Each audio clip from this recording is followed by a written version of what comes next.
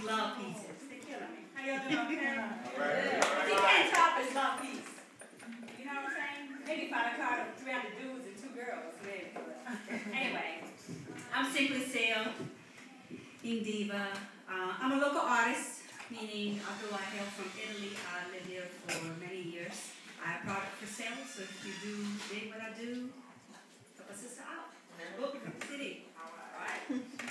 Okay, so I'm going to do, y'all want our love piece or social piece first? Social.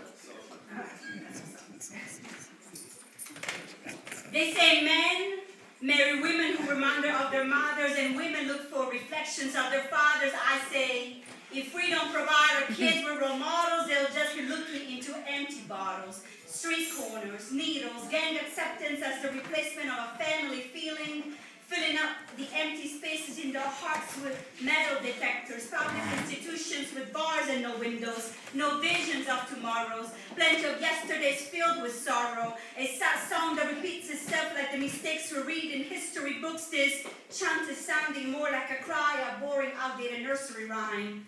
Lies after lies. Excuses of broken promises are left at the doorsteps of inner cities, abandoned buildings. They say, let these people stay in the ghetto and the projects. After all, change is not in the politicians' upcoming budget. Their cost of living is not worth it. So they cut down and cut down. They cut so deep, some of these folks can't even bleed any longer. Meanwhile, welfare lines get longer and longer. The government lies get louder and louder. Disappointments are growing stronger. Hopes and faded dreams disappear at the horizon. They say, we could have never saved them. They were rejects, the result of us, but amounting to less. They say the ghetto poverty, illiteracy, and ignorance as lack of education and knowledge are too expensive.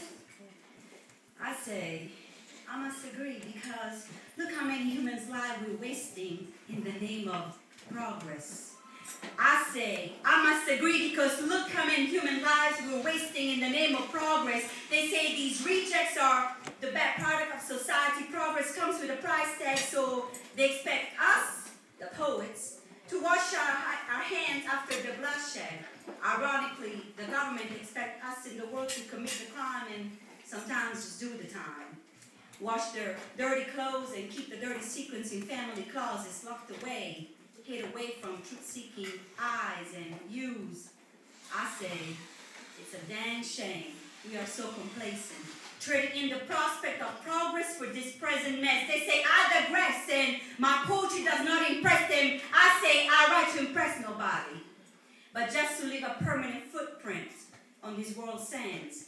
I write in the blueprint of a new world order, a world order written in permanent ink so that no government can ever erase it again. I write to free this demon trapped inside, bleeding down the paper in my mind. I write because that's my escape from any imaginary jail. Shackles I held down people for centuries. Entire generation struggles. Please look beyond the skin tone. I write in magic ink so there could be no longer a color association ever. Past, present, and future can be free of stereotypes. I write so that my daughter one day will look up to me and hopefully she'll see reflections on a woman she will want to be. I write so that my one unborn son can also sing his freedom songs wherever he may be. I write for you, I write for me, for freedom of speech, for this he said, she said, madness to cease. But mainly I write because people, silence of the minds is just not appealing to me. I write so that I don't die deep inside. I write because there is no other way out, and they keep on saying, and I keep on saying. I write so we all cease this madness. They say, I write.